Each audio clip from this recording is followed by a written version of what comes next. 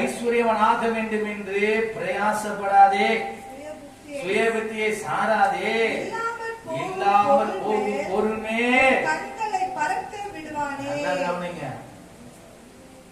ஆண்டவர் சொல்றாரு, இன்னைக்கு இருந்து நாளைக்கு அழிந்து போகின்ற அக்கினியில போட போகிற புல்லுக்காக என்ன பண்ணாதீங்க, கவலைப்படாதீங்க.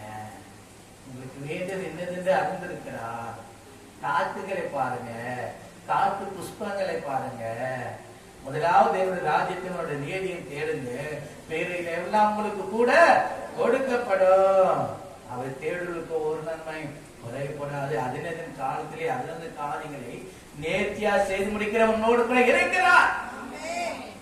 உன்னை ஆசீர்வதிக்கவே, உன்னை ஆசீர்வதித்து உன்னை பெருகவே பெருக பண்ணுகிறார். வாக்குத்தத்தத்தின் தேவனோடு கூட இருக்கிறார். அதனால மனச பொருள் என்ற ஆசை நிமித்தம், பணம் என்ற ஆசை நிமித்தம் என்ன பண்ணத, சுய புத்தியில நடக்காத.